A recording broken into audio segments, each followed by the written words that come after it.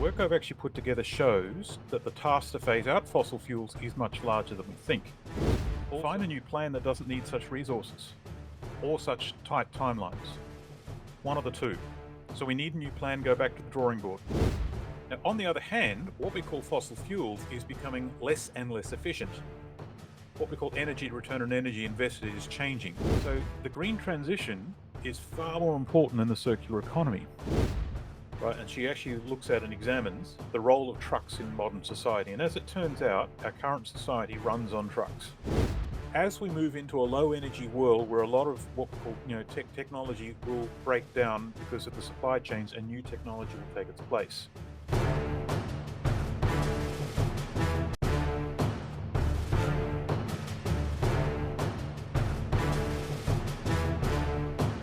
Simon Michaux is the guy who shows up at your renewable energy pitch and says, "Nice plan. Just one thing. Where's the 48,000 terawatt hours coming from? And do you know a guy with 10 million tons of lithium lying around?" As a researcher at the Geological Survey of Finland, he's not here to crush dreams. He's here to remind you that dreams need materials. And yes, spoiler alert, we're going to need a lot more than good intentions and PowerPoint can supply. Simon, welcome. Hello, nice to meet you. For the beginning, can you give us an intro on who is Simon Michaux? Right, okay, so I was educated in the Australian mining industry. Uh, First degree physics and geology in an applied science degree, double major, PhD in mining engineering and explosives. I worked in research and development in the mining industry for 18 years, and then I'm in private sector supporting feasibility studies for a short time. The mining industry crashed in 2013. People like me were all out of a job at the same time. And so we were at a very rough period there. But then I actually walked away from the mining industry and from Australia. I came to Europe in 2015 to learn industrial recycling. I joined the University of Liège. So, and while I was there, I learned the circular economy. And what I saw there and learned there were massive blind spots all around me. So, the last 7 or 8 years, I've been thinking about those blind spots and how to communicate them. I was trying to make a career in industrial recycling, in sorting technology in particular. That didn't work out, so I came to Finland to work in mineral intelligence, which was to track data patterns in the mining industry and everything that's attached to the mining industry, which is everything else. I then worked in as an associate professor in the circular economy division of GTK, the Geological Survey of Finland. And that's how I came to be here. So now we're going to play Simon Says. Excellent game. Excellent, excellent game. How do you propose the world reconcile the shortfall in critical materials like lithium, cobalt, and nickel with ambitious timelines for phasing out fossil fuels? So it depends on the size of the problem. If the problem was, there's a short gap of say 20% of what we need, then it might be just a case of becoming more efficient and renegotiating how we do things. But the work I've actually put together shows that the task to phase out fossil fuels is much larger than we think. Also, that what fossil fuels does for us is also much more significant than we think. So the first part is how much do we need to replace our existing system, and if that doesn't line up, then we've got to work out something else. So how to reconcile a massive resource shortfall with a tight timeline is find a new plan that doesn't need such resources or such tight timelines. One of the two. So we need a new plan, go back to the drawing board. Very interesting. You mentioned recycling. Can Mhm. recycling realistically meet the material demands for renewable energy technologies? And No, how soon? no. Uh, Next question. no, no, no. So sorry to be blunt, but Yeah. that's a serious question because the circular economy, as the European Commission discusses it, believes that recycling will be the source of all our raw materials, metals in particular, going forward. And so mining is considered unenvironmental and dirty, and we shouldn't do it. Right. Nice idea, but is it feasible? Right. So what I did was when we consume something, we throw it away and it's on a rubbish dump somewhere. And most of our objects only last 5 or 6 years. Some objects might last 20 years. Either way, most of what we consumed is on a rubbish dump somewhere. Right. So I took what was mined for the last 34 years, or 1990 to 2023. That's the data that was available. All of that for all the metals involved, copper, nickel, cobalt, vanadium, graphite, um, what have you. So if we summed all that together, that as in, if we were to go out to all of those rubbish dumps, extract all that material, which is in a form that's not usable, recycle it where there's 100% recovery, which is not possible, and then make a big pile of say copper ingots, copper, and we'll stack it. Sum it all together, we get 520 million tons. So 520 million tons of copper was mined in the previous 34 years. Okay, so if we were to electrify the system and the way we think we're going to do it, we need 6.1 billion tons of copper. Now, what I'm getting at here is there's not enough of these materials in circulation in the form of waste, the Yeah. way our society has been running to do this, because we have yet to build the system. And if it's not been built, it can't be recycled. And the existing system doesn't use these materials in the same volumes. So no. So recycling will be part of our lives because it's actually going to be the easiest way to get hold of some of these materials going forward once we revalue them. Right. So recycling absolutely is a necessary and game changing action. Can it save our bacon in this matter though? No, it cannot. Yeah. So back to your report. And your report suggests significant inefficiencies in Mhm. fossil fuel use. How does this compare with life cycle inefficiencies of, say, renewable systems? So again, it these questions tend to be very complicated, and you depends on what part of the system you're looking at. In straight energy conversion, fossil fuel systems like 25% efficient, or up to 38% for say a diesel. The calorific value of what's in diesel fuel versus the physical work that's actually outputted.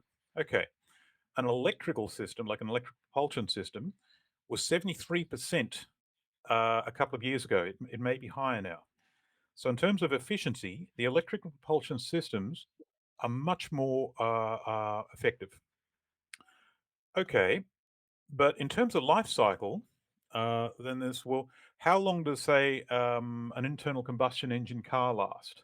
Well, that technology is quite mature now, and what materials go into it? So it's mainly steel, aluminium, copper, a bit of magnesium, a lot of plastics now. Uh, Yeah. right.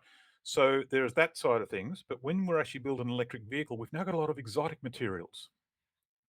We want for example, a big battery that's often got like lithium in it and cobalt in it and nickel and copper, and it's in much larger quantities with these exotic materials. A lot of our electronics now have rare earth elements in it that weren't there before because we want the performance. Right. So now we've got the idea of across the life cycle, what was the material footprint in terms of exergy? Like what effort and energy was consumed in a complexity context with a reference to the environment did it take to make that vehicle versus how long would it operate?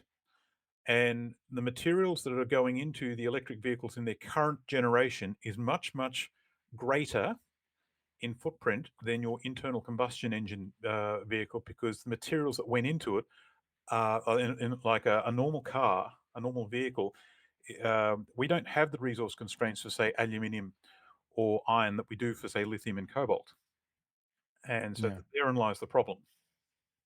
But let's look at the through the lifetime of the vehicle, say 20 years, 30 Mhm. years. 30 is probably too much, say 20 years. Mhm. And how that picture then look like? So you could probably hold together an internal combustion engine system for 20 years if you maintained it. Now, the electric vehicle systems at the moment, you have to replace the battery after 4 or 5 years or 6 or 7 years. We need the next generation of electric vehicle battery technology, which is coming, if Yeah. we were to swap it out and then have those batteries last longer. So the question is, how long does the battery last? So when you're actually looking at from the perspective of a single vehicle, that's one problem. That's one set of questions. Sorry. Then you've got the how when you've got like a network of vehicles, like the vehicles in an entire city, a transport network. What's the complexity there? Because with comes the vehicle, comes the infrastructure to support it. Now, the infrastructure to support an internal combustion engine is petroleum, and we've got our petroleum fuel stations and the network of infrastructure behind them. For the electric vehicle, we're going to have a network of charging, a charging network, and that's a fundamentally different technology with a fundamentally different footprint. And the complexity involved with that is, I believe, with the electric vehicle is more, uh, because it takes about 2 or 3 minutes to fuel up an internal combustion engine at a fuel station. Uh, it used to take 5 or 6 hours to charge an electric vehicle, but now we've got that down to about 30 minutes if we've got like a high tech charger. But 30 minutes is still a lot longer than 2 or 3 minutes. So the Yeah. complexity of that time then has got to change how many of these units need to be available and where. And then you've got the material resources in that charging infrastructure. Then there is the electrical power to charge the electric vehicles. Now, I did a study for the Australian Parliament of what would happen in Australia if the entire fleet was electric. And what it would need is an extra 33% increase in the electrical power generation grid to charge those vehicles. And so now we're putting a lot of pressure on the grid to expand, and everything sort of ripples out from that. And then you have the materials footprint behind it all. Now, on the other hand, what we call fossil fuels is becoming less and less efficient. What we call energy return on energy invested is changing. 100 years ago, petroleum was very, very good. Like for every unit of effort that we got put in, we got say 100 units back. You could, for example, just drill a hole in the ground and oil would come gushing up, and it would be very high quality oil. You didn't have to do much to be able to use it in your car. Whereas now we've got to go like out into the ocean, really deep water, and drill into the ocean, into the seabed floor really deep, and then extract out the oil that way. And when it comes out, it's full of sulfur. So now we've got to put it in these really expensive processing plants to remove the sulfur and filter the oil and do all the things to it to make it a useful petroleum product. So there's much more effort in. So as time is going on, our petroleum systems are becoming more and more high maintenance and are giving us less compared to what we're putting into them. So this is not a static question; it's a dynamic question, depending on what year you're talking. And as we go on, the difference between the existing fossil fuel system and the existing electrical system is going to change. The question is, can we apply the electrical system for all people on the planet, or do we need to replace it with a different kind of technology? You've given me so much information that actually I'm going totally off the script with question now. Sure. Um, like there are too many variables, Hmm. and can we I assume we can utilize AI to track real time all of these changes, like, and to show us direction So AI is a tool. where to go? AI is a tool, and it is a useful tool, but it is limited, and it's limited to based on what's been done in the past. I see it as, for example, a more advanced Google search term. Its ability to create in an uncharted frontier, thus far as I understand it, is cannot compete with human brain. So it'll be able to problem solve based on what we can see looking backwards. Like what can we use from our past to make for the future? If we can actually use AI as a tool and have a group of human beings creating stuff, then using AI tool to direct where we are in the system, then we can get some useful things coming out of it. What AI cannot do is magic up new resources. So we can use AI, for example, as a mineral exploration tool to try and find more deposits. And there are some gains to be made there. Those gains will not produce several thousand-fold increase in materials is what's needed to deliver the green transition in its current form. What I believe the way forward is instead of having one technology, one system, one solution, which is used as a one size fits all to, like a big stick to beat the crap out of the same problem, we put on the ground as many different solutions as we can in a small context, in a small scale, see how they go, publish the results so everyone's got them, take those results, put that into the AI tool guided by a human being. Yeah. That combination will help us navigate. So, question: does technology control us humans, or do we control it?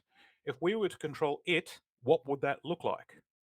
And I believe that it's going to be something like that. But again, there's another point. Um, have we ever looked at, but really looked at, the efficiency of our existence currently?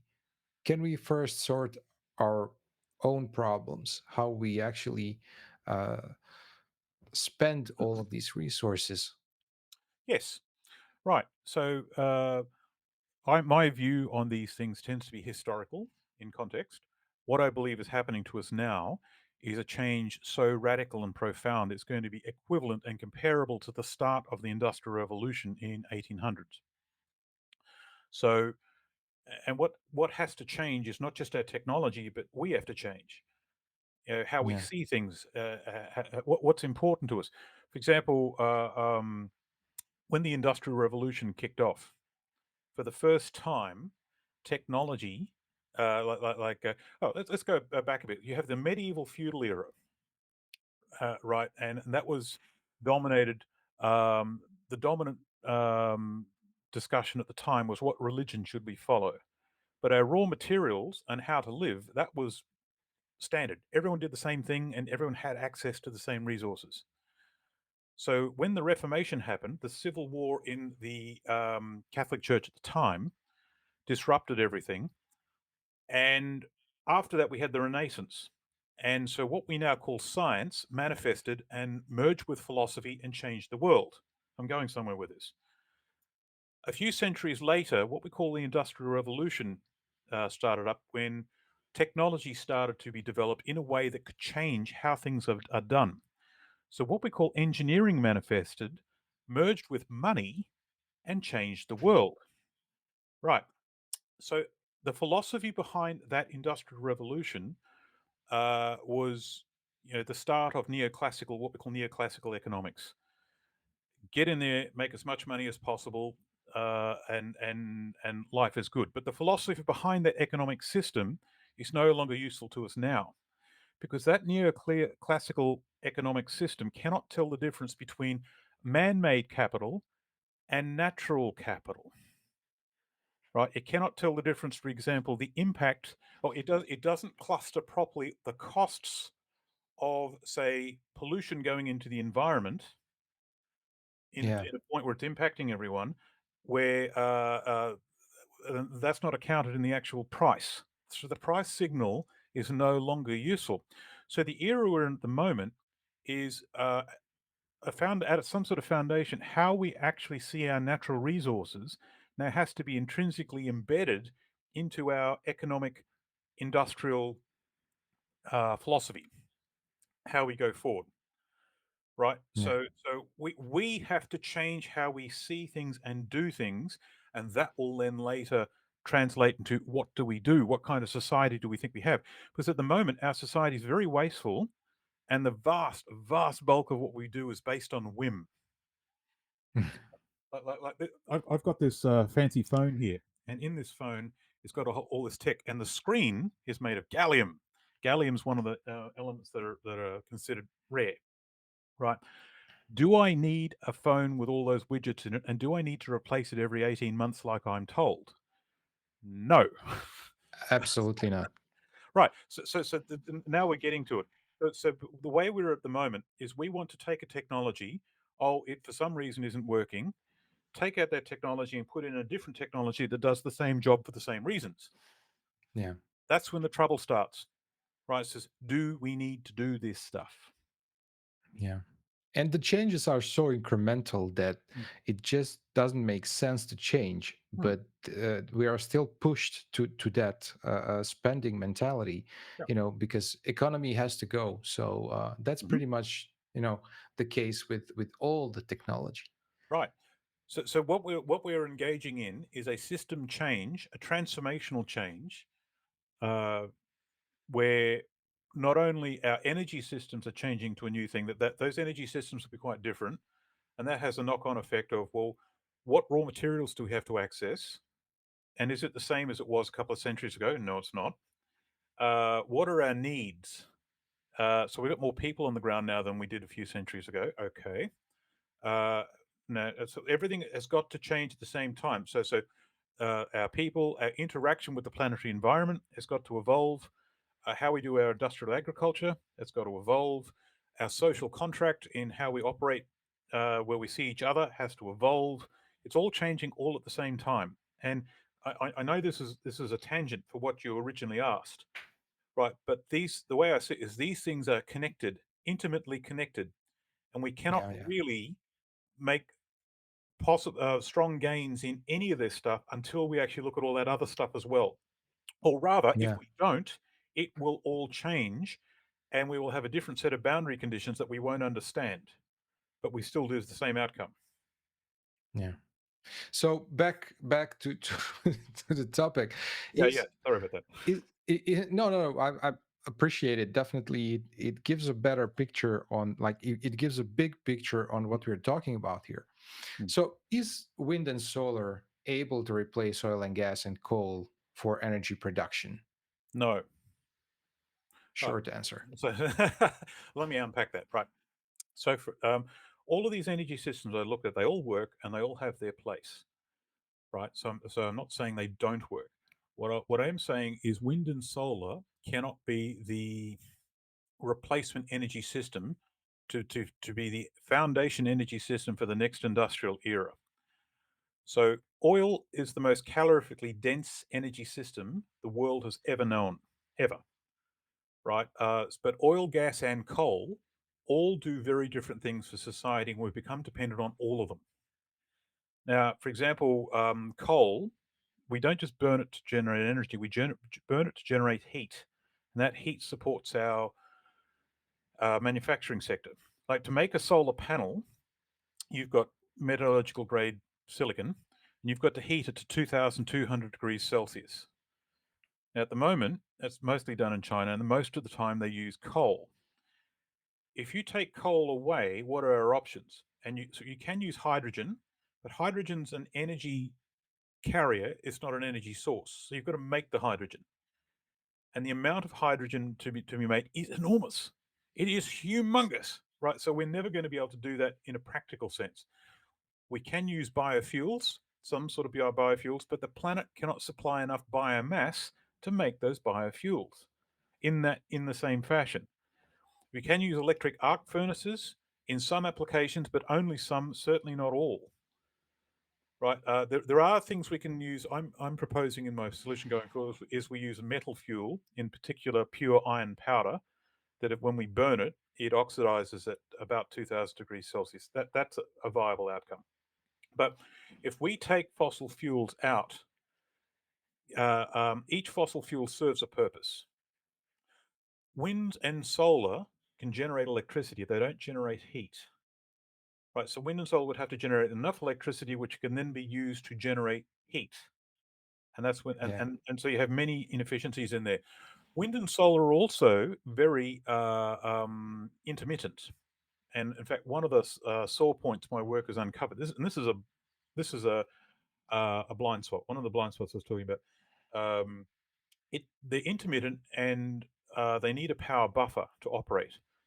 For your computer to operate, the computer you're looking at now operates with very delicate electronics, and the power supply coming out of the wall has to be the same voltage, same current, and same frequency to the resolution of a millionth of a second. Otherwise, that computer will age very quickly and deteriorate, or you get brownouts, blackouts, and power spikes.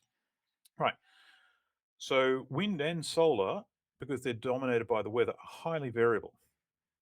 So solar tends to be more predictable, but we don't get and conventional thinking at the moment believes we only need 5 to 7 hours of buffer to make that work.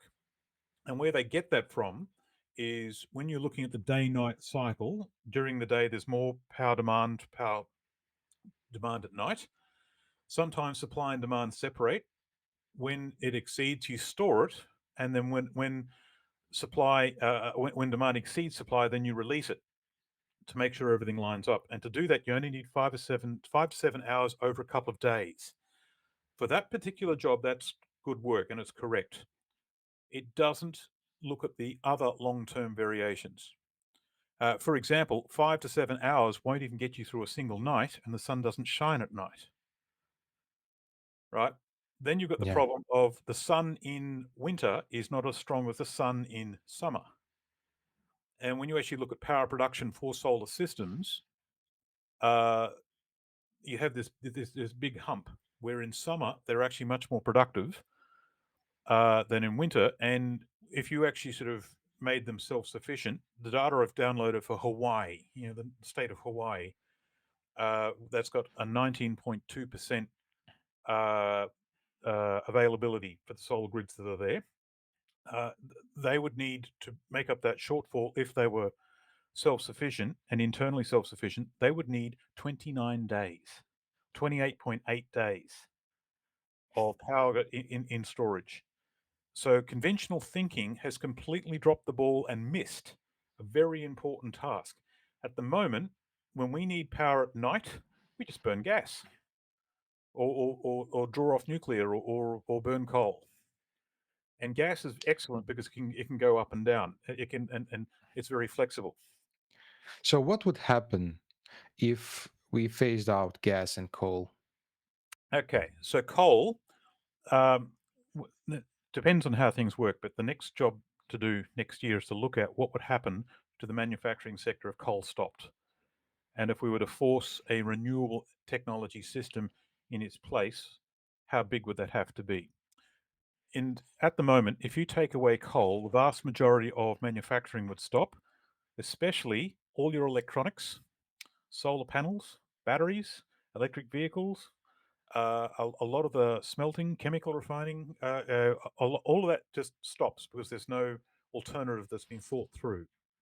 It's because it's not cool, it's not sexy, so people haven't really thought about it. Yeah. It all happens in the background. So gas is probably the most serious one. Uh, when you run a mine site, and that mine site's in a remote area, but because we've mined out all the good deposits, easy to get deposits, we now have got like these massive low grade deposits that are hard to work and in really challenging postcodes. So you tend to be in like very, very remote areas of South America, for example, or Africa. And how do you get electrical power in concentrated form out to that mine site? So what they do is they have a gas pipeline out to that area to a power station, and that power station uses the gas to generate electricity, and that runs the mine. Or you might have a cluster of mines around one power station. So if you turn that gas off, we don't have the ability to get electricity to a lot of our mine sites. And so Yeah. now they're trying to look at can they actually generate electricity with, say, solar panels and wind turbines? And the simple answer to that is probably not, Yeah. because the logistical problems involved there. Gas is also our buffer. When we have supply and demand go up and down, we just burn less gas or more gas in any weather, in any geographical location. And thus the power grid runs smoothly in the background to the point where we don't even see it anymore. There's an idea that hydrogen could actually solve the problem of renewable intermittency. Sure. How are you going to make But it? how? Exactly, but how? Right. Well, So when they're actually sort of talking in those terms, um, usually they mean if we had the hydrogen Yeah. already there, then yes, that is true. Hydrogen has its issues. Hydrogen's a very small molecule, and so when I'm going with there is when you actually have it in a storage tank, it tends to actually sort of leak through most materials because it's so small, Yeah. and so it leaks through lots of things, and it makes things very brittle. And so storage of hydrogen is a problem. Transport of hydrogen is a problem. We can do it on a small scale, but when we've got like a large scale, and it's you've got a propensity for things to crack and break apart. We've got there's a threat. There's a what's the right word? Industrial hazard threat matrix Mm. associated with hydrogen. Uh, but if we had the hydrogen, then it's a fuel like gas.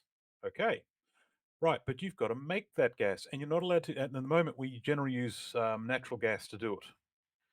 But if we don't Yeah. use natural gas to make the hydrogen, how do we make the hydrogen? And so then we've got electrolysis, and that takes about it's about 57 kilowatt hours kilogram to make a kilogram of hydrogen. But the other thing is the water must be pure. You can't use seawater because the salt in the seawater clogs up the PEM cell. Yeah. So the water has got to be fresh. So now we're actually sort of impacting on our fresh drinking water supply on a massive amount. Or we've got to desalinate it somehow, which is energy again. That's what I'm saying is there are no shortcuts here. Uh, Yeah. right. So you're going to make the hydrogen somehow. I have proposed a way of making that hydrogen, but it's with ways that are just not really thought of at the moment. What I call the purple transition, one of the solutions in it is to take human sewage and put it into a pyrolysis plant where it's heated without oxygen and using a small modular reactor to do that. And I like the liquid fuel systems or with a cocktail of thorium and uranium in particular. And what that does is it makes syngas. So we take a hazard, a health hazard called human sewage, and turn it into an energy source. That syngas can be used as a stepping stone in what's called the sulfur iodine cycle to make hydrogen. Use the SMR to make hydrogen at a certain heat level and to get to the 900 degrees that you need, burn the syngas. Then you're actually able to produce more hydrogen than just the syngas on its own. The problem then becomes is there's not enough human sewage to make the immediate amount of hydrogen that we would need. So yes, we will make the hydrogen, but we have to be very careful and frugal what we do with it. Yeah. True. So, how big is the circular economy compared to green transition? So this is an interesting question, and this colloquially is called a bastard question, because no one asks it. And so when you actually listen to presentations about the circular economy, steady state economy is another one. They also talk about the green transition, and the assumption is the green transition happens in the background, or they're the same thing. The green transition is to get us off fossil fuel systems. So everything we use fossil fuels is now done with some other system that doesn't emit carbon. Okay.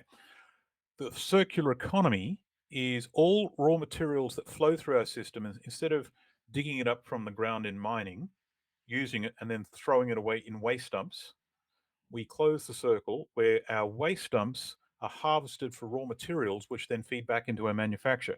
We cut out mining and we cut out waste disposal. Okay. So, but the assumption is they're the same thing. I'm doing a job at the moment for the state of Hawaii, where I'm actually looking at because it's an island chain in the middle of the ocean, so it's a relatively discrete system. What would the green transition look like? If you were to apply for that group of people, if you were to apply the green transition, how much infrastructure would you need? Another scenario is if you were to apply the circular economy. Now, because they don't do any manufacturing in Hawaii of note, what I've done is if I was to capture all waste products coming out of Hawaii, capture them all, recycle them all, what metal materials would come out of that and could they be used as inputs? to wherever the manufacturing is done. So the circular economy in Hawaii would have to extend to Southeast Asia. What I found was the list of infrastructure for the circular economy. You ended up with 42 recycling plants of various sizes across Hawaii to Wow. collect the stuff. Okay, but for the green transition, we needed millions of solar panels, 1.3 million electric vehicles, uh, um, several hundred thousand hydrogen fuel cells, a whole lot of infrastructure, charging infrastructure, power stations, wind turbines. Well, what I'm getting at is the green transition is orders of magnitude larger than the circular economy in terms of infrastructure. What do they do though? And so, in terms of in a hierarchy of needs, the green transition is our energy. So, the green transition is far more important than the circular economy. And you must attend to business in the green transition first, or whatever, however you're going to do that, then look at the circular economy once the green transition is done. They are two separate jobs, and they involve different infrastructure, and they have different KPIs for success, Yeah. right? No, and no one seems to have picked up on this. Yeah, I assumed. But let's say if fossil fuel systems are being phased out Hmm. and the green transition won't work, Hmm. what might we do instead? Okay, so I've been presenting this work now for a couple of years, and I've been presenting it to senior uh, policymakers and decision makers all over the world. They were all asking me what they should do, and well, at first I felt that was a bit demoralising. But then, come on, guys, I'm just one guy with a cheap computer and an internet connection. Get a grip. You've got a whole government department behind you. Yeah. Anyway, uh, one I realised the challenges they really face but couldn't say out loud. Most politicians I met are not really uh, uh, their latitude, their mandate to actually initiate any real change is quite small. They've got to operate in a really narrow bandwidth. And if they step outside that bandwidth, the system will replace them very quickly. And Yeah. so, They have to think about the votes. but it's not just the votes; it's the way that the nature of the system, the nature of money. Uh, Yeah. it's everything. Anyway, so I realised I was in a position to actually answer that question because I'd done a tour of duty through all systems, and there's all the conventional ones, and there's the unorthodox ones as well. And then there's the batshit crazy ones, which are also very interesting. But the unorthodox sector, if the orthodox doesn't work, turn to the unorthodox or accept failure, right? So Yeah. I've assembled a system. I call it the purple transition. Um, why purple? Well, these things seem to want a color, and purple happens to be my wife's favorite color. So, right. And purple's my wife's favorite color. So yeah, get a grip. Um, All right. So what I've so at the heart of the future is all about resources, natural resources. You know, we're talking about the industrial revolution, how it's coming to a close and something takes its place. Whatever takes its place will have to manage our resources differently. Yeah. And the circular economy and the steady state economy is the environment to evolve that from. So what I've done is I've Yeah. evolved some ideas by an inventor called Jacques Fresco. He founded the Venus Project, thevenusproject.com, if you're interested in that. I took his work and I put energy terms to it and a few other thermal statistic terms. Okay. I call this the resource balanced economy. I've actually written one of my reports that actually looks at this idea. Yeah. This is actually a way of managing our resources differently, and it thinks in terms of resource stewardship. Don't be so wasteful. Get the Yeah. absolute maximum you can out of every resource. We still have mining and we still have landfill because we don't have a choice on either one of those. But when we do it as frugally as possible and we change what we do and why we do it. This is actually the flows of resources through society in a right. So at the heart of this is the resource balanced economy. Around that, I've got 5 technologies. They are all old, 50 years old. The first of those technologies is liquid fuel fission or molten salt thorium reactors. I like the thorium because it has a very different footprint to the uranium. So there's a company in Copenhagen called Copenhagen Atomics. There's also several other groups around the world that are looking at this. They're in the advanced stages of commercialization.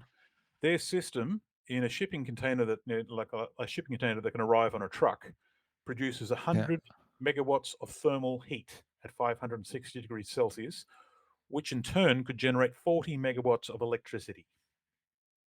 That is huge. That could run a small town. Yeah. That could run most industrial systems. Uh, So I think I've heard about that project. Is it the Jacques Fresco? yep, Uh, Jacques Fresco I Venus Project. Yeah, I've watched that in The, Zeitgeist. the Zeitgeist films. Yes, Yeah. yes, you have it. That's him. That's him. Oh, that's something really interesting, and The I man's a genius. I've actually yeah. I've actually started collaborating with the Venus Project. My work is being folded into their work, and we've Hmm. got a next generation going forward. What would society look like if we were to do this? And they're the Wow. best in the world at what they do because of what they're sitting on, and Can we that's what. join? Yeah, sure. Sure. Now, I really admired this perspective, and I think that this was like 10 years ago when I watched it. 2008 is when it was publicized. Fresco Yeah. died in 2016. He passed on at the age of 101. And he was actually having ideas like this in the 70s, but no one could understand him. He was decades ahead of his time. But how much his death impacted the project? So, well, it set them back a little, but the Yeah. people around him, they are all studying the same thing. So they're all carrying, like his partner Roxanne Meadows. She's now sort of the leader of the project now, and she's Yeah. actually running things forward. And they were looking great stuff, but they were missing a few pieces. They found my work, and I found them, and my work represented several missing pieces, which I could actually then drop into their lap, and then they could then apply Fresco's model to the new boundary conditions that I was setting using the technologies I was putting forward. And so now we've got the next generation of the Venus project. And how it looks like. So we're calling it Promethean Nexus. It'll launch next year. Uh, the idea is to have a decentralized energy system, a decentralized material system. This is the principles that have came out of the Club of Rome Limits to Growth report, written in 1972. Mhm. They are actually proving to be quite prescient. If we were to meet those constraints and simplify our industrial system and decentralize it, what would that look like? And so that's what I'm attempting to do with the Venus project. So you've got the idea of the idea of a self-sufficient organic farm, but apply those principles to an industrial network. And Mhm. so instead of having like these massive industrial systems that are huge, you have them on pilot scale, so they're smaller, but you have more of them. Yeah. So around one city, you could have, say, a constellation of, say, 20 or 30 pilot scale industrial systems. You run your society on on a smaller number of components, and those components are made with materials sourced from the local environment. And you run your resource stewardship is now much more sensible and much more enlightened. As in, we've got to Yeah. be these are very valuable resources, and we have to treat them as such. And with that, society changes socially as well, and a change in our relationship with the environment is also built into the design of that system. So what it looks like, we've got some conceptual art, and we've got what the system might look like in basic terms. But yeah, so it's a real project and it's moving. So is there anything practical happening, like the real case So scenario? there is some. If you would go to the Venus Project headquarters in Florida, they've got some examples of frescoes designs in small houses built in a couple of domes. What's now practical is the work I'm now putting on the ground. There's a group about 20 people around me now. It's all on a volunteer basis, but we'll start asking for funding next year, and then there'll come a point when that funding comes enough. We work on it full time. We need $37 million, is what I've estimated, is to actually get to the point where feasibility studies are done. Enough feasibility studies to capture these ideas and turn them into an actionable plan. We then need a further 160 million to build the first sector of the city, which is like a slice. Then a further 800 million to build the full city of 10,000 people. At the heart of that city, there is a world-class research institute that will look at unorthodox ideas and demonstrate some of those ideas in pilot scale engineering process plants, which will Yeah. sell products to the open market. Right, Wow. and that the products to the open market is how we finance the city and pay everyone's wages. So, just for the record, this was totally not a topic, but Mm, it came in, yep, and we're going to continue with the general topic. But sure. I'm very interested in this project because I back 10 years ago I was very excited that something like that actually existed, and it's I will link this to this video so anybody who wants to see more will be able to. We So let's go. w- when we Yeah, launch next year, why don't we do another one of these podcasts just on this whole project, and you can have it all. yeah, for sure. So Before we move on, though, if I can share my slide, I can actually show you what this might look like in yeah, terms of conceptual art. So let me just get established. Okay, so this is a picture that was made. Okay, sharing. Where do I share? Okay, there we go. And there we go. Share. So let's just quickly share. just a sec. I will let you in. And, and here is the Yeah, same concept, but okay. in Yeah, a yeah. So that's the artwork.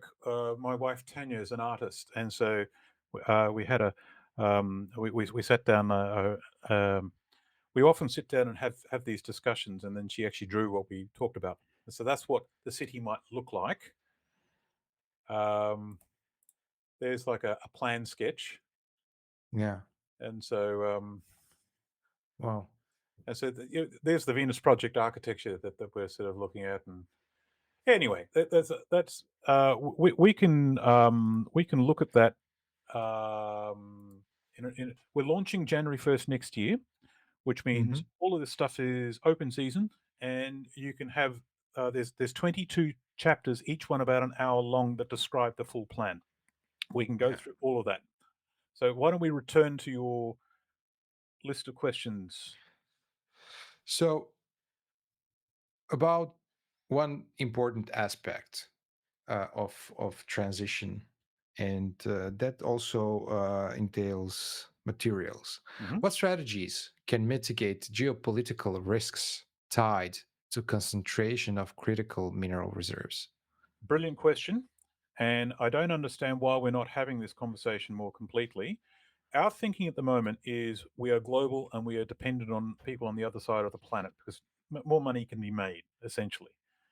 But we are now very, very vulnerable to monkey business, geopolitical monkey business, aka what's happening in Europe at the moment. Solution? Uh, so, how's this a game of soldiers? We do it ourselves. Yeah, Europe redevelops its industrial infrastructure the way it was 50, 60 years ago. We redevelop our mine, but the full value chain from raw materials to energy to manufacture to consumption. 50, 60 years ago, each continent had basically the same, more or less the same capabilities, right? But because of the globalization idea, who came up with that idea? Oh, yes, the hedge funds. Uh, yeah, money. Right. Uh, uh, so uh, things were sort of centralized. Industrial capability right across the Western world was shut down. and moved to Southeast Asia, China in particular.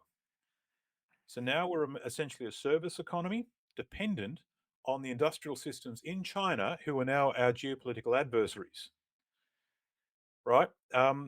This is not rocket science. Build it ourselves. Yeah. Now, I've got a plan. Now, this purple transition, I want to get that plan into the hands of the German government. Right now, Europe is underpinned by Germany. When Germany goes down, Europe goes down with it. So what we're seeing at the moment is Europe deindustrializing.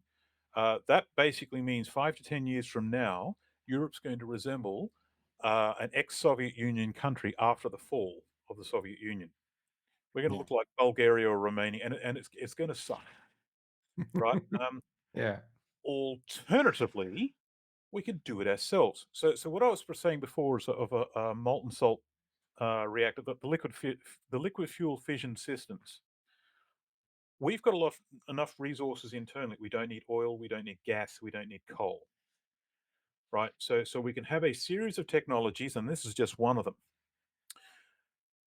The technology is here. The materials they need we're back to iron, copper, magnesium, aluminium, brass with some rare earth elements in a small quantity. What we do is we get control of our own energy sector and our own resource consumption sector. Europe is largely unexplored. Mining in Europe was kicked out of Europe when technology You could. mean protected?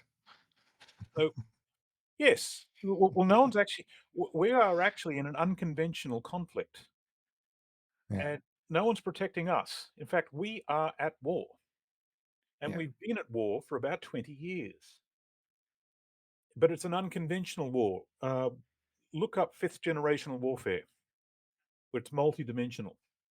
Yeah. So what we do is mining. Europe had used to do its own mining, its own resources, but then colonies started up, and all resource extraction got moved out to the colonies. Not my backyard. When it all moved out, it mining only went down to about 100 meters. Current technology can go down to 3 kilometers, with plans to take it down to 5 kilometers for the next generation. There are multiple world-class deposits across Europe. Yeah. Right. True. So what do we do? Explore feasibility, pilot scale run, move into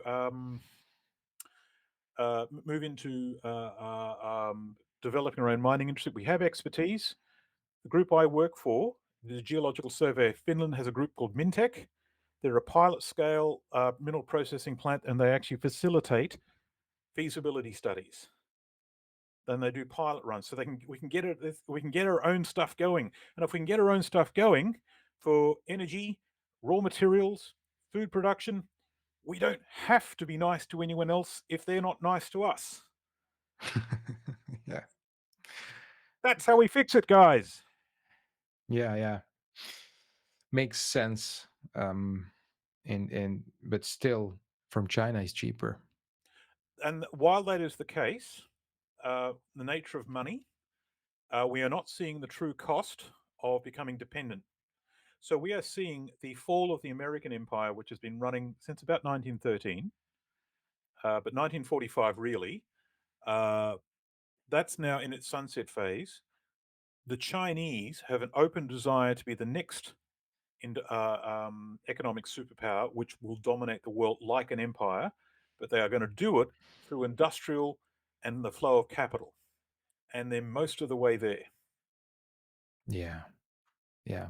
They And bought a our lot own of. laws, our own laws are being weaponized against us to facilitate this happening. Yeah. True. Slap, slap, slap. Yeah, yeah, yeah. That really makes more, that really sensible, because I know from uh, tracking all of this, how much investment they made around the world, what they bought, Hmm, and what actually now works for them, hmm, and that's very good business, for them. But given the scale of required non-fossil fuel power plants, mhm. is the proposed energy mix realistic within existing manufacturing and construction capabilities?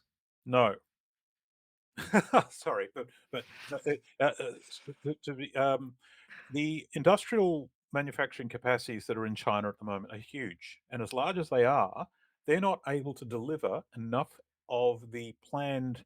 Even if we had the resources, they Yeah. couldn't make them fast enough to get them to us to be useful in time. Mm. It's taken more than a century to build a system around us now, but we think we're going to build a new one that's more complicated with energy that's more expensive and less flexible. It might people think it'll become cheaper, but we'll see about that. But it's certainly less flexible. But we think we're going to do it in 25 years. It takes 20 years to open a mine, a single mine, right? Yeah. Right. So uh, the existing plan, the way we think we're going to do it, we don't have the time, we don't have the money, and if we do get it going, it won't be nearly as flexible as our current system, which means we have to scale back expectations. And the way forward, the obvious way forward, is to find some alternative way of doing this. Yeah. Get some small scale examples on the ground, small scale, see if they work, and then back the ones that work. Tie in a triage fashion our most important systems that then maintain the sovereignty of each country in Europe and then Europe at large to those systems. And then over time, we then grow out to everything else. Yeah. So in this context of previous few questions, how do you address concerns that material constraints could lead to conflicts between nations? Yep. So, how many times have we gone to war over oil? Too many. Right. Right. So the number, and I think I got a map there with the number of times a conflict has happened in the last 39 years where there's oil. That's most of them. Right. So if oil goes, but some kind of mineral is the new oil, but we just don't quite know which one yet, then we Yeah. will transfer the give war a chance strategy from oil to minerals, especially when there's not enough to go around. And war is our primary form of problem solving and our primary form of communication. Give war a chance. And war stands for we are right. So, uh, so yes, that's probably going to happen if we play by the existing rules. If we accept the existing rules and play by those rules, and if we say, well, that's the script. The script says we're supposed to die and go to war with each other. Well, if we say forget the script and we make our own world, it's different. Yeah. Let's try something different finally. Hmm. And but there's still a technology question. Like Mhm. technology is advancing, Yes, and there are things that we don't know actually, and correct. these are potentially, the potential biggest bingos. And maybe AI can take us there, maybe not. But what role, say, do alternative battery chemistries play in alleviating supply chain constraints, and are they viable at scale? So the answer is yes, yes, and yes. Um, so Finally. we never sorry about that. I never actually got to finish the purple transition list, but one of the tasks in it, um, there's it makes sense to use a hydrogen fuel cell vehicle for our heavy vehicles, trucks, Yeah. buses, equipment, and it makes sense to use an electric vehicle for all the short range stuff. And the reason is it takes about 2.5 times electricity to make the hydrogen compared to charge the equivalent electric vehicle battery over system over 1 year. Right. So we either have many, many more power generation systems, or we have many, many more batteries. And so Yeah. it's a balance. Now, if lithium ion chemistry batteries are going to be a problem because we don't have enough materials, well, that's simple. We just make batteries out of something else. Yeah. And there are options. Now, sodium chemistries are what's been looked at the moment. And so, okay, great. There's also things like zinc air batteries or iron air batteries. The ones that fascinate me are fluoride based. The fluoride in your toothpaste can be turned into a battery. Now, fluoride is generally pretty corrosive chemically, but there are solutions. A friend of mine actually has actually patented some of these solutions that, and he's actually making battery cathodes out of um, out of fluoride, and they're not corrosive. Uh, Mm. so it is possible. So these things are now in our industrial waste, mining waste in particular. The problem is every battery chemistry I've looked at still needs copper. Most of them need nickel. A lot of them need cobalt, and they all need graphite for the anode. Yeah. There was one example that used lithium for an anode, but now we're back to the lithium problem. So what I'm saying there is we can make batteries out of alternative chemistries, but it's all the support stuff that goes with those batteries is still a problem. If we want to Yeah. electrify stuff, we will need a lot of copper. Right. But So say that we actually can, and this transition of EV to mhm, EVs and hydrogen systems, mhm. how can we do that without overwhelming the grid infrastructure?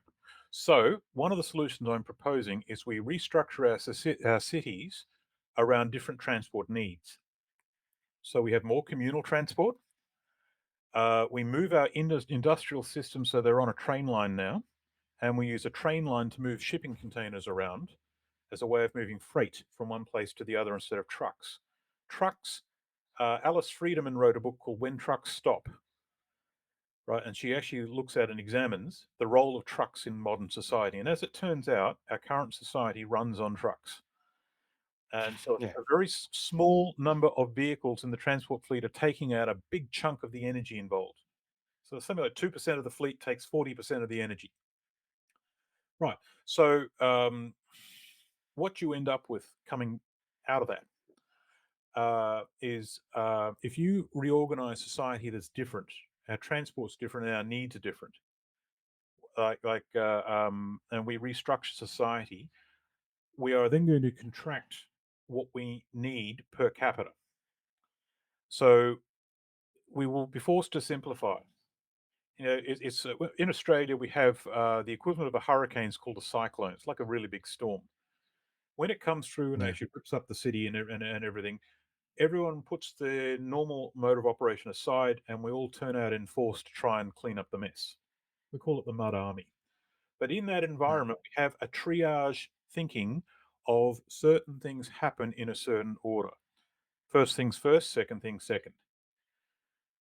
When we're moving into this environment at the moment where our existing systems will not do so very well, and we will have some energy but less of it, some materials but less of them. We will then have become very focused in our thinking in terms of what we use that energy for. So while we're going through a period of disruption, we will do things that will make sure hospitals run and public transport will run Yeah. and food distribution points will run. The things that hold our society together. Uh, um, but then luxury things like movie theaters and restaurants, they're last on the list. They improve morale, but that's about all. but, but but yeah, You'll be cooking at home. well, talk to anyone who survived World War II. What did they do? Right. Yeah. So this is the thinking that's involved. We will simplify and we will shrink in size, and problem solving will make that necessary. Growth based economics will be grade into some sort of contraction based economics. Yeah. Otherwise, we'll have World War III and learn that no matter, So yeah, so well, we're trying to do that now, but even that is not in this not the world. solution. Even in a world of low energy and low resources, a conventional World War III is a dumb idea Yeah, because absolutely. every territory you take, you've now got to spend resources to keep. So why did you take it in the first place? Right. So again, this is the idea of fifth generation warfare and what's really happening around us at the moment. And so, but this is what human beings do. Why are we the way we are? Well, people suck, and they do dumb shit every now and then. It's just Yeah, it's the definitely. way we are. Yeah, yeah. The But that's for a different interview, number Okay, two and sure. three. B- Back from the big picture, let's land on green hydrogen. Okay, How can industrial sectors like steel and ammonia production realistically adopt green hydrogen at scale? we changed the rules. So there's a Swedish system called Hybrid, which I'm sure you know about, that makes makes steel in a hydrogen atmosphere. Great. They've got to make the hydrogen though. That's the part they didn't think on. They thought they were going Yeah. to use wind turbines to do it. It turns out that won't work very well. If you use small modular reactors, um, that changes the calculus substantially. That's what I'm saying is you change the energy. It starts with what that energy source you have and what do you use it with. We can also use things like pyrolysis of human sewage to make syngas, which is about half hydrogen. You can either burn the syngas to something else, or you can strip the hydrogen out of it. There are ways we can go through this. Metal fuels. I was talking about pure iron powder. Burn it and creates a lot of heat, right? Well, heat is a way of actually sort of making hydrogen depending on what process system you're looking at. So if you've got metal fuels like I like iron because when you burn it, it oxidizes iron oxide. Whereas if you burn like magnesium powder, it's not chemically recyclable. But iron powder is recyclable in a hydrogen atmosphere or a syngas atmosphere or with a electrochemical reaction backed by, say, a thorium reactor. So if you have like a network of different industrial systems that are unconventional but do the job, and we do it in a decentralized fashion. So instead of actually sort of making the hydrogen at a centralized point in a massive amount, transporting it a long distance in, say, a series of tankers, what if you had a series of small scale operations where you use the hydrogen as you go? Each vehicle will come in and fuel up and then move on. But you're storing very little hydrogen then, so you can make it as you go. Yeah. And if you can make it as you go, the problems of storage and transport of hydrogen are no longer there.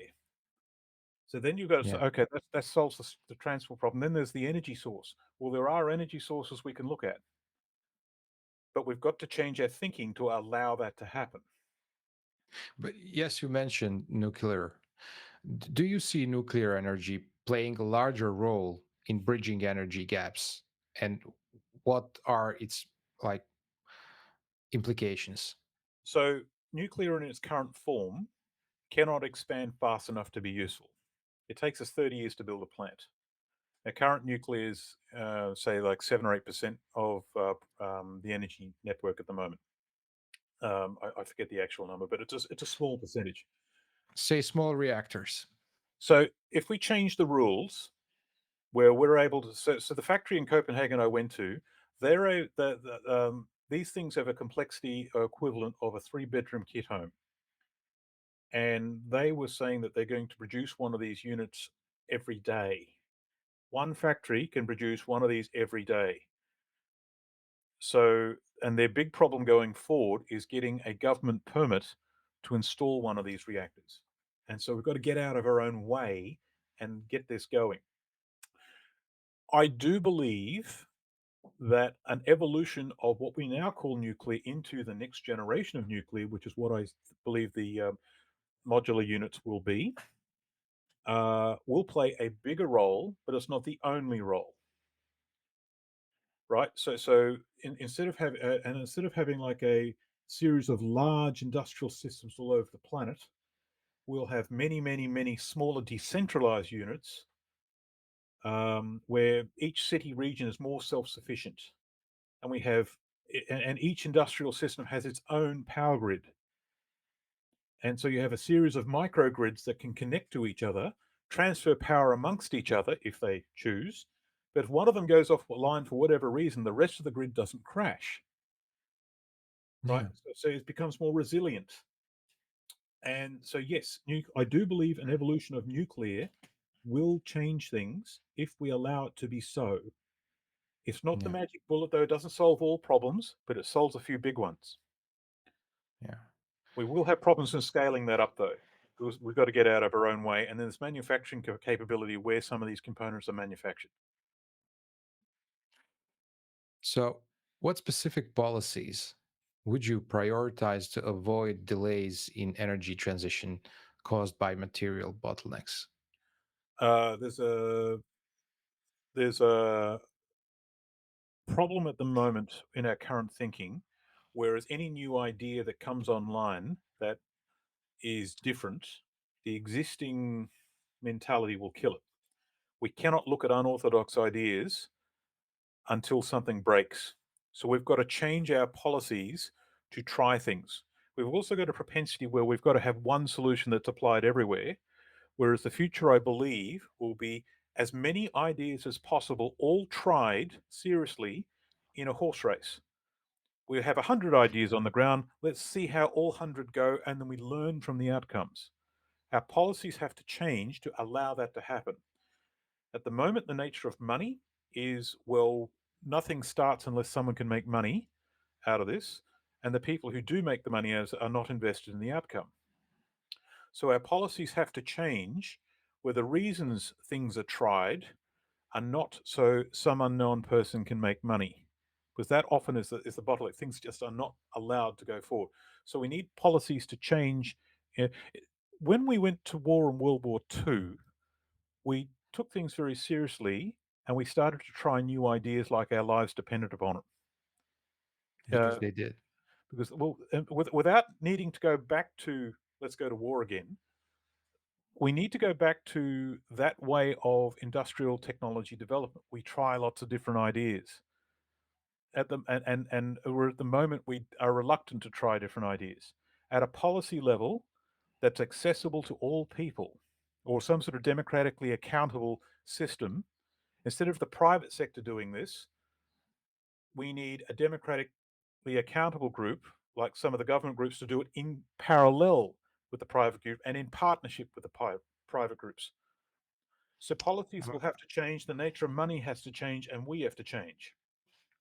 I'm afraid these partnerships don't sound that good, but maybe they're possible in a transparent way. Who knows? Well, But that's the key. You know, we when what we call big business merging with big government, that's called fascism, and that ended really badly last time we looked at that. So let's not do that again. But what we do need to do, governments have the attention span to do things over a long time. Private sector does not. Private sector can do things that government cannot do. Right. In between needs to be the community on the ground or the people on the ground. So but the this is people, all interdependent. It's very interconnected, yeah. and it's not really possible to just for the government to do that without the companies who have all the cutting edge technologies, So and scientists and everything. So it has to just be transparent. right. So it has to be transparent. I call this problem the birds on the wire.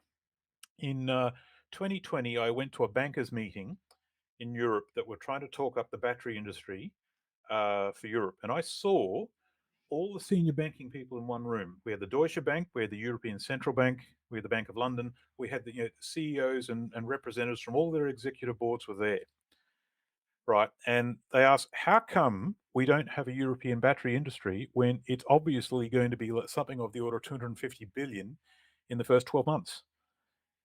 And what they said, and this blew me away. What they said was, whoever makes the first move to take all the risk to create the market that would then educate the public that this is a thing will lose everything when whoever moves second steps in and takes the market from them by doing things more efficiently. Right. So this is like we all want to be the third owner of the gym. Right. And they all know this. They all know this. So whoever moves first is going to lose everything. And so all the private banks go, yeah, it's not going to be us. We want the European Central Bank to do it. And the European Central Bank says, sorry, guys, that's not going to happen. And they said, well, this is a strategic thing that the European Commission is pushing. If the EC doesn't pay for it, it's not going to happen.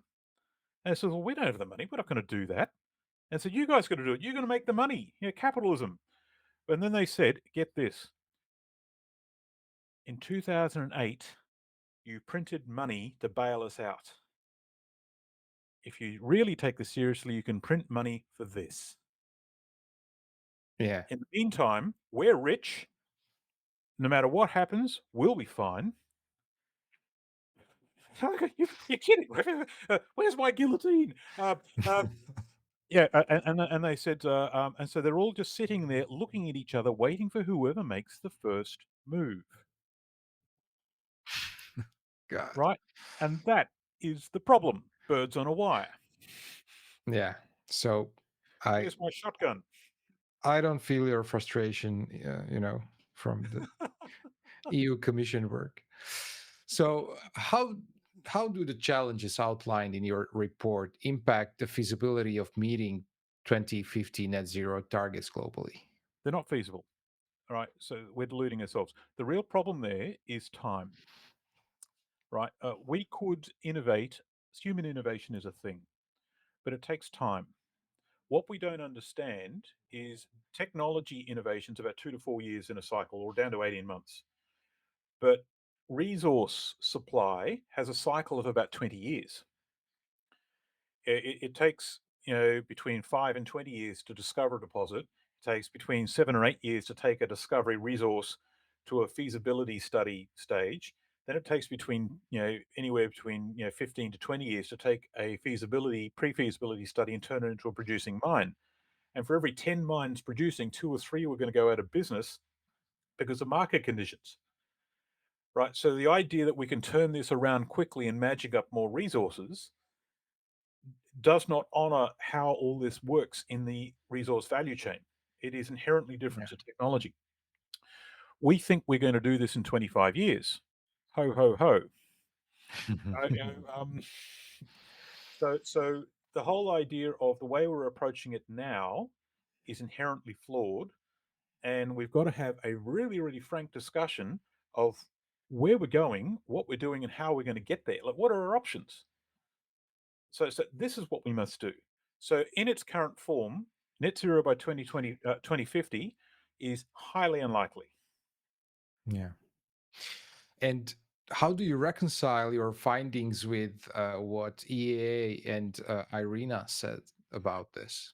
So that's an interesting question.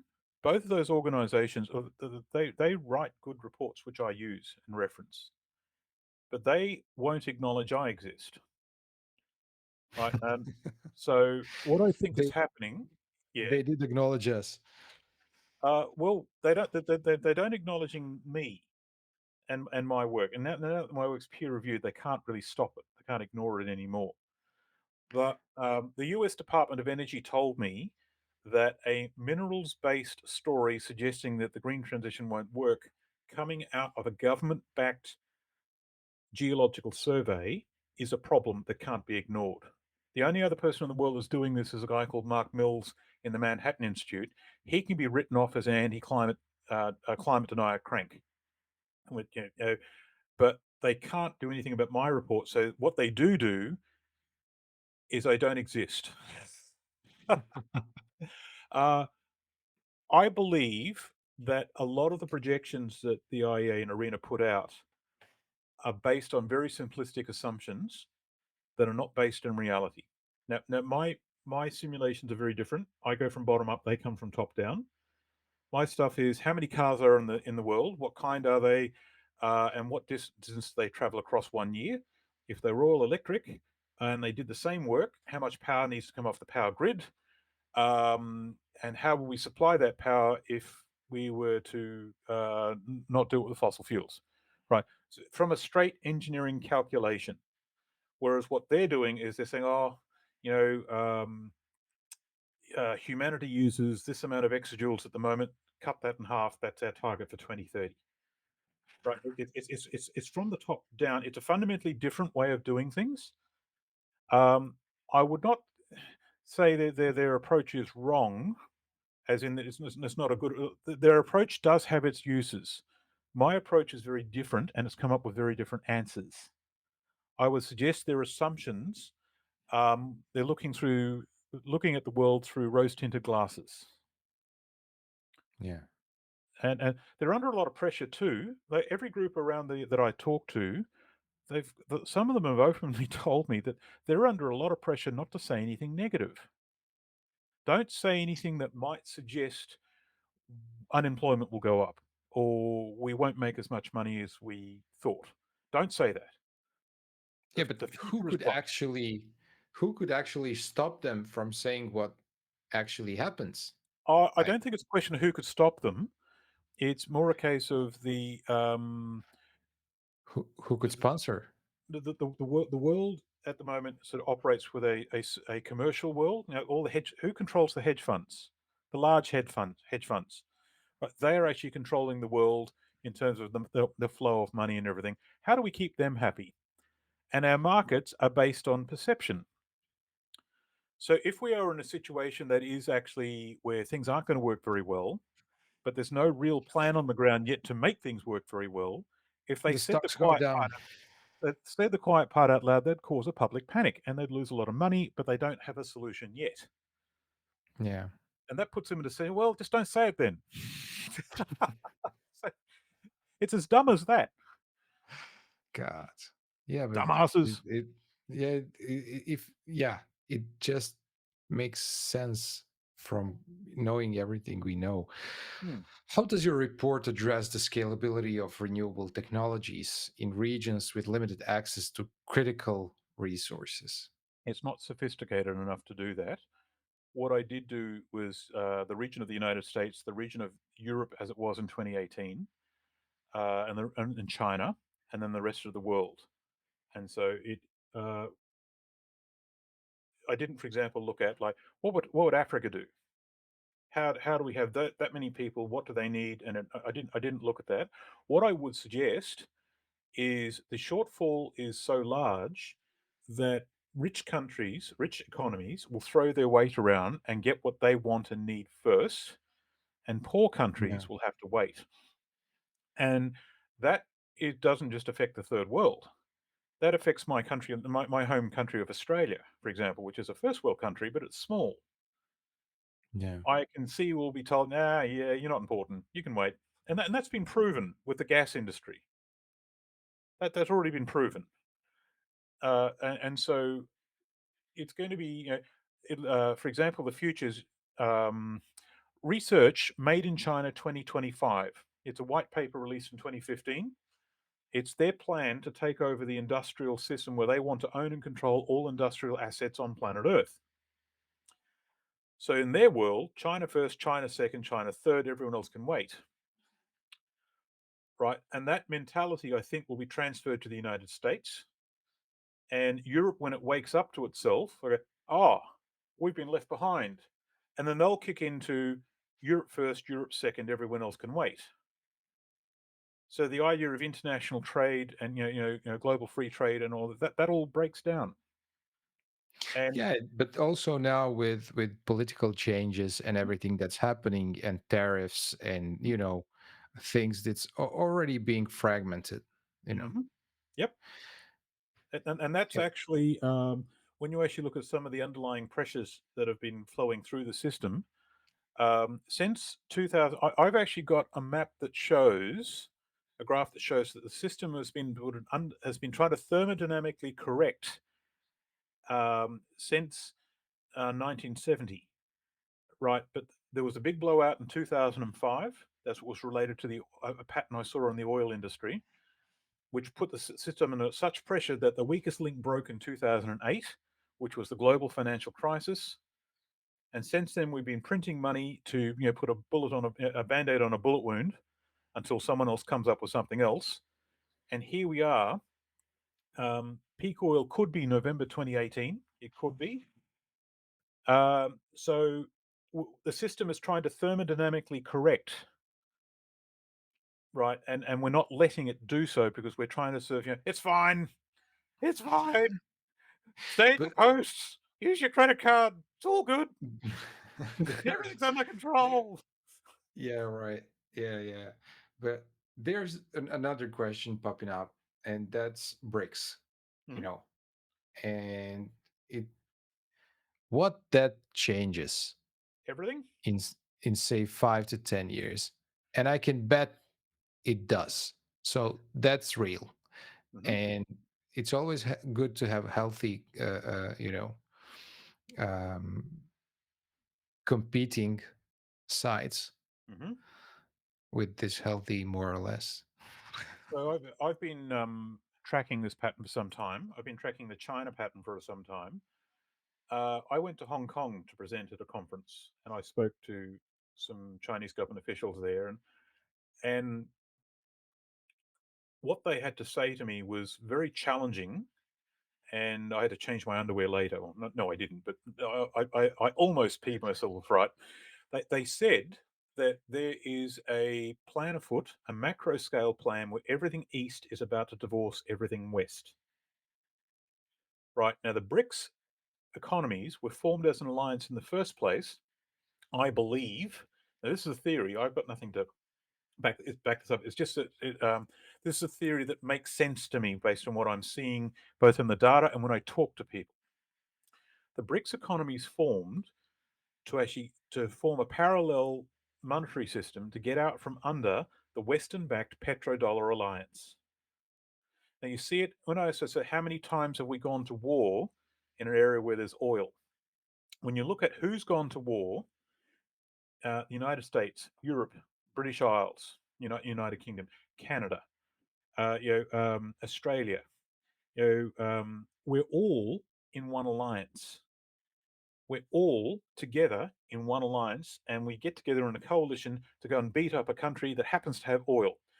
But the countries that go to war also have oil, right? So the United States has got oil. For example, Canada's got oil, right? And so it's who controls the oil industry as we approach peak oil. That's to me what all that was about. The places where it's going to, whether it's going to war or applying economic sanctions, Iran, Russia, Venezuela, um, China now. Yeah, it's what is now forming the BRICS alliance happens to be the recipients of where war is actually sort of happening, either by proxy or directly. Yeah. So a macro scale plan. See, the petrodollar alliance, the petrodollar agreement in 1973 was all oil had to be sold using US dollars to trading. So every country in the world had to actually use US dollars. There was the replacement for that system. Now that oil is becoming unreliable, before fracking really took off, the Trans-Pacific Partnership, the TTP, the TPP, TTIP, and TISA arrangements. There's one. There are actually three agreements, but it's one agreement between the large corporations of the world and the governments of the world, and that was to integrate all that economic activity away from what's now we call the BRICS economies into the United States, and that was to be the replacement of the American petrodollar. It failed. WikiLeaks and Julian Assange leaked it to European Parliament, and they finally worked out what was happening, and it failed. Right. So so then now that the monkey business that we've seen over the last 10 years, it's all part of one macro scale pattern. A commodities alliance is now coming up underneath what we're seeing now, and the Yeah. banking system is about to become what's called Basel III compliant, where every bank account now has to be backed by some kind of hard asset like gold or silver reserve. And the vast majority of bank accounts in the West are not like that. So we're actually on the cusp of a macro scale economic correction, and it's tectonic and it's in progress. And Yeah. when they launched the BRICS alliance a couple of weeks ago, and everything, the West, the International Bank of International Settlements (BIS) in Zurich said we will destroy you, and they mean it. Because if Yeah. they don't destroy this system, it's winner takes all, and the loser loses everything. And the biggest way you But can piss off a rich person is turn him into a poor person. So they mean it. so what comes out of this? And that's So very interesting. we're What seeing what does this imply? so the BRICS economies, I believe, will secede from the rest of the world for a period of time and do business with each other. Right now, the business between international countries for the last 40, 50 years has had an undercurrent of almost like a Cold War. The geopolitics has been not very nice at all. It's and I think these countries are going to secede from the West, and they're going to trade amongst themselves as we move into a low energy world where a lot of what we call technology will break down because of the supply chains and new technology will take its place. Now these countries happen to own and control where most stuff is made, and they own and control a large chunk, but not all, a large chunk of resources. The West has lost that ability. So what will now happen is the West will now have to very quickly tool up and re-establish its industrial capabilities on all fronts. But we also have to change how we do things because our mentality has seems still look how the French our mentality is still one of colonialism. The French, for example, how they interact with their African colonies, still it's still there. We still do this shit. Uh, Yeah. and so the Chinese want to do it too, but they'll do it on their terms, and the people on the receiving end are really not going to like it. What this means for the assets and capital that these, governments have, say, east on west, west on east, and so on, like, Well, they're going to take it. They already are. The West froze Russian assets after kicking the Russia out of the SWIFT system. So Russia then goes off and makes its own system. Russia's now starting to seize Western assets and withhold energy supplies that are not being paid for. So things so that are stored in other countries are now, yeah, no, they're ours now. is there going to be exchange for the BRICS and dollar and euro, or I have no it's idea, just but I going to, imagine so. It's like it'd be like any other currency exchange. This number of BRICS dollars, whatever that we're going to call them, can be exchanged for this number of US dollars or euros, whatever we're going to call them. yeah, But because, our system is saturated with debt, a phenomenal amount of debt, so much that we're never going to pay it back. yeah, yeah, and it had to break somewhere. Yep. I So, propose it actually broke in 2005, but we saw it in 2008. yeah, and we are like getting closer to a different future, and all of this that's actually happening is around it. I believe we're in it now. I believe that that different future has actually been in play for the last 5 to 10 years, but we just didn't notice. Yeah, true. And It can next be year in overnight. particular is going to be hilarious. Everybody's talking that next year will be hilarious. Starting from Nostradamus, Baba Vanga, you, media.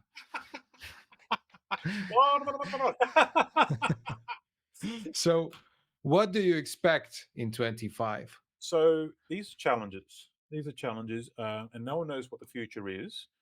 But so, what do I need to see before I can sort of say that challenge has now been resolved? Challenge number one is the US dollar is printing about $1 trillion every 100 days in its debt circuit to keep the system going. Sometime next year, the interest repayments on the debt they've got, which is now 34 trillion. Now, when I first started looking at this, I, I George, think their depth is 36 now, yeah, okay, well, 36 there you go. point something. Yeah. A rounding error, right? So when I first started looking at this in 2008, that was only 6 trillion. So Yeah. we've added $30 trillion of public debt in the last 15 years. Right. And the amounts of money they're putting into things is getting larger and larger, and the system is actually more and more volatile, and you can see that on the chart. Right. So we're heading to the point where it's all about to fly apart. Sometime next year, the amount of money to be pay the interest on that debt will exceed what is collected in tax revenue. Right. And there was another market that was very similar to that. But what that basically means is they're going to have to print money very quickly, and you get to the vertical part of the J curve in the hyperinflationary spiral sometime next year. Uh, we've also got when the monkey business in Ukraine kicked off. Ukraine happens to be the manufacturer for a lot of fertilizer, as does Russia, as does China.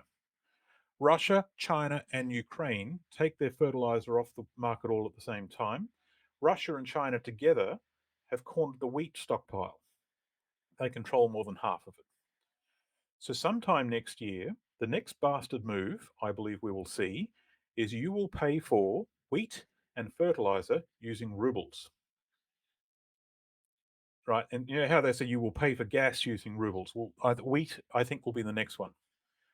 Sometime next year, the food system that has been under increasingly stress and pressure with all sorts of things going wrong for the last couple of years, a lot of those long range macro structures now come together. Um, yeah, and so we've got um, ExxonMobil, an oil producing company, also came out and said that we're now actually approaching on the steeper part of the downward slope after peak oil. They've predicted that between 2023 and 2030, we will see a 70% contraction in the daily production of oil. Right, and because we're Wow. an oil-driven country, an oil and petroleum-driven economy, um, that is the So, equivalent of the music stopping. and they don't And then, forget they knew what will happen with climate in 1950s. So I think this is correct. yeah. So what we are now looking at is a number of things that will come together that macro scale patterns that are visible now, but reach a pain threshold sometime next year. Now, I don't know what will happen. Like, do we find a way around these things to actually make these things less relevant? We'll see, Yeah. right? But we have challenges on the books and trends that we can see that we have to deal with. Uh, But this is also could be why the West's plan, our big plan to try and resolve these problems is let's have another war big enough that we can distract everyone. We are trying but to go to war and start a third world war with a nuclear power. What could yes, possibly that's go wrong? true. Yeah. And why are we doing it now? Yeah. Everything makes sense, definitely.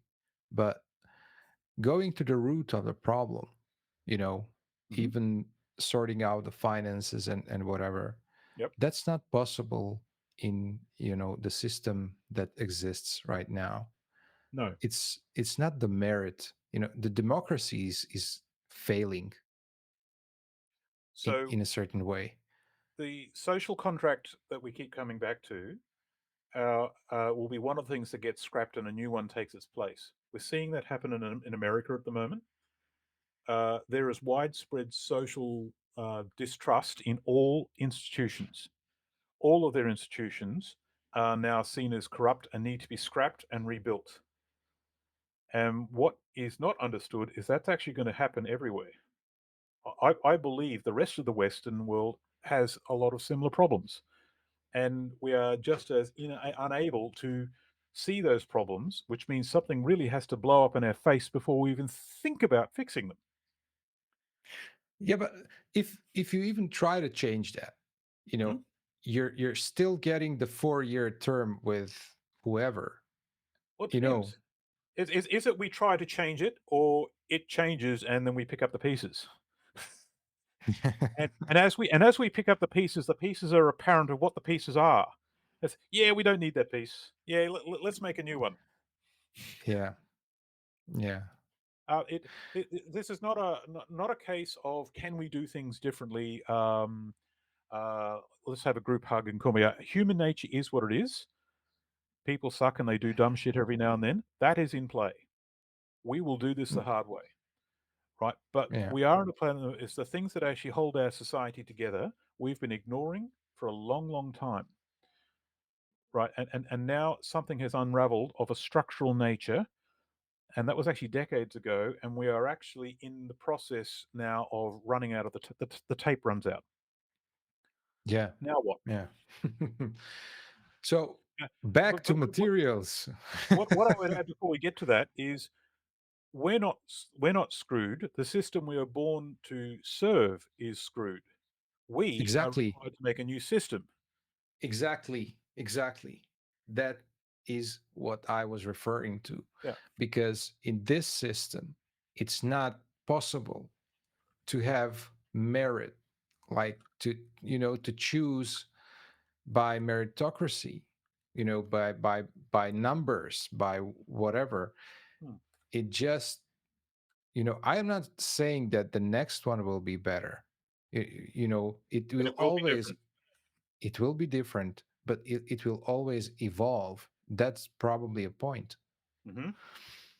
So back to materials. Hmm. What role do undersea minerals reserves play in alleviating material shortages? And Okay, are they economically viable? You so know, it's been proposed. I was in a BHP think tank uh, 10, 15 years ago. I forget when it was, but we were discussing what do we do where do we find our mineral resources when all the conventional sources go out? And the answers were we mine deeper, we go down to 5 kilometers instead of 3 kilometers. We we go into the space and mine the asteroid belt. Go out, serious. Go out to the asteroid belt, find an asteroid that's got stuff in it, which in its own right is hard. Lasso it, tow it back to Earth, and drop it into the Australian desert and process it when it lands. And when that runs out, we go and get another one. What could possibly go wrong? You muppets! Right. So the other one that they talked about was mining the seafloor. And they said, well, obviously there's a vast amount of resources that we haven't looked at. The other one's Antarctica. What they're basically saying is, get rid of the ice and start mining Antarctica because we haven't looked at it. These are stopgap solutions. Now, the ocean covers 70% of the planet. We don't really know what's down there. And so it's been suggested. And in fact, both the Chinese and the Japanese are mining now. They're mining rare earth deposits off the seafloor right now. So I actually looked at the amount of resources that we know of. While they sound like a lot, but when you actually put them up, they're really small and they're a drop in the bucket. They don't actually help. They don't solve the problem. If we had a mining operation that was mining, say, 3,000 ton an hour off the sea floor, the sediment plume that would come off that would have an environmental impact that would kill off a vast amount of sea life. So, industrial actions by the human system are wiping out sea life in the ocean and the bottom of the food chain, Earth in the ocean and on the land, has been wiped out. So the long-term stability for large vertebrate mammals like us is looking grim. What I'm saying is, this is the most flamboyantly stupid idea I've heard in a long time. Don't yeah. mine the sea floor. Yes, you'll be able to get metal out. It won't be enough to be useful. It won't be enough to maintain our industrial systems. We can't get the volumes. The technology is quite challenging. We could do it in a very small boutique fashion, but we won't be able to get it in large enough volumes to maintain the system the way we've got it now. And if we And it did will be, try to do that, it would wipe out sea life. and still would be extremely more expensive. And the problems would be exacerbated.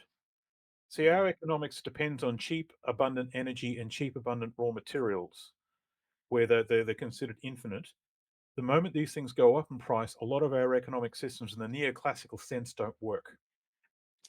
So, from that perspective, mentioning everything that we did, Mhm. I think that renewable energy seems like a low hanging fruit, Mhm. but it obviously cannot replace everything. But how can we best utilize that and speed it up? So if we change what renewable energy is, like if we go for, so what do you mean by renewable? For example, like the wind is renewable. Solar, wind. So the wind is renewable, but a wind turbine is not. Wind Yeah, yeah, turbine is yeah. made of metal, and that has to be replaced every 20 years, right? So, and Exactly. this is the rub.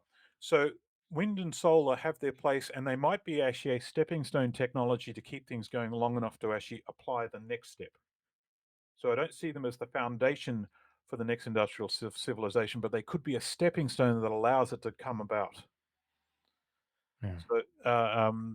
So if we truly understood the predicament we are in, we wouldn't be consuming the resources we are the way we are so wastefully. Yeah. right? So we'll use those resources to build the next world. And so renewable So, energy has to change in terms of what do we call renewable energy. yeah.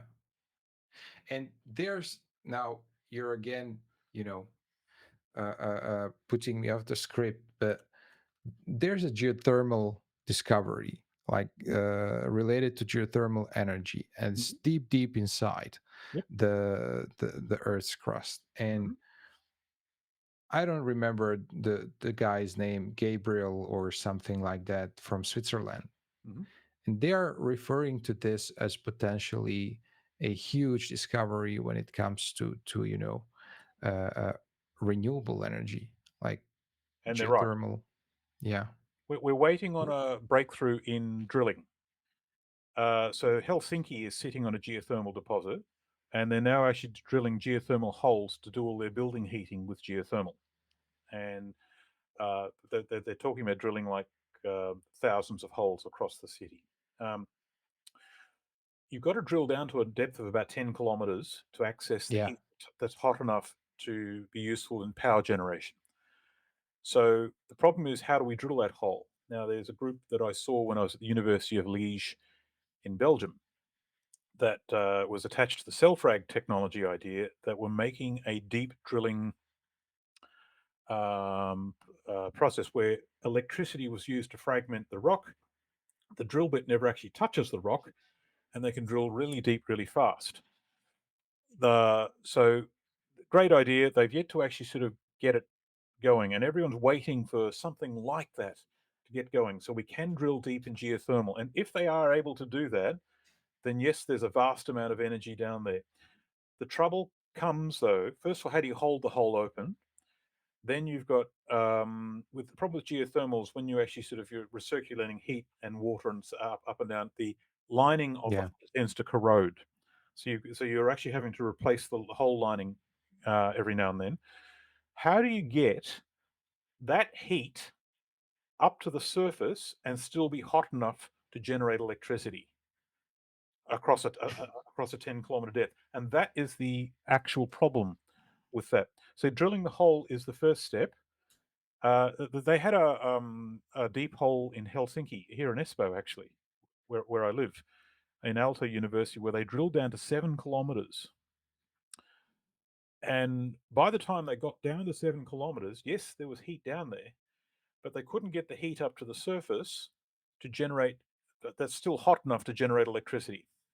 It was hot enough for heating, like the low Mm. enthalpy heating, but not hot enough to generate electricity, steam. We need Yeah. steam. And that's where the I wouldn't say it's a bottleneck, it's an engineering challenge. And if someone can actually work out a way of accessing that energy at 10-kilometer depth and getting it up to the surface, then yep, we're back on. So finally, in your view, what are the most critical blind spots in current global energy transition plans? The big one is us. We are both the solution, but also the problem. We can't get out of our own way. We will take the time to destroy useful ideas in the name of protecting a incumbent business. And when a new idea comes online, we make it very difficult for that idea to survive. Right. So the big problem is we've got to change our attitude, and we've got to change how we do things at a legislation level that will allow new ideas to be tried. But let's be open. When we say we, who are we? Like individuals are mostly in favor of that. But Mhm. who are we in terms of decision makers, So now sponsors? now you're touching on a very touchy subject where, well, how do we make decisions? Are we actually a democracy anymore? And the answer is no. Most of the decisions at this level, like the nature of money, like we can have democracy, like we can have an election that brings in a new group that says we will now we will now bring in a new policy that will change what we do with money for social security, for example. But in terms of the nature of money or the relationship with developing energy projects or getting these big scale energy projects going, None of that has changed in a very long time, and it will not change while those paradigms are still in place. So the people who facilitate all that, they won't allow this to happen because they think none of this is their problem. None of this is an issue. Yeah, it's all good. Yeah. So Uh, all of these changes are potentially going that way. so also, the people who can make those decisions believe they're part of a system that has such a lot of momentum and has been optimized that the change is not possible because of the nature of that system. And if that is true, then change will happen when that system breaks. And through the cracks, new ideas will come. Now, ideas that we see already. They're not new. They've been around for a long Yeah. time, but now we actually do them. Yeah. True. Simon, thank you so much for being my guest. We almost hit 2 hours, and I Mhm. know we could hit even four if we continued. But it was real joy talking to you. This Okay. is really interesting. All the topics and the knowledge that you spilled today. Thanks. You're welcome. Looking to amplify your brand in the hydrogen energy sector? Welcome to H2 Energy News, your go-to platform for impactful industry insights. Every month, we connect with over 80,000 visitors and generate more than 251,000 page views. Our reach is unmatched with over 1.2 million web impressions and a loyal social media following of 9,000 plus. Our newsletter reaches 77,000 plus subscribers, decision makers, industry leaders, and innovators. Want to target specific markets? Our geo-targeting capabilities cover Europe, the United States, and the MENA region. We reach key stakeholders, 27% senior executives, 32% directors, and 20% owners and partners. H2. Energy News isn't just a news platform, it's where the hydrogen energy community converges to shape the future. Join us and let's make an impact together. Visit energynews.biz and take your brand to the next level.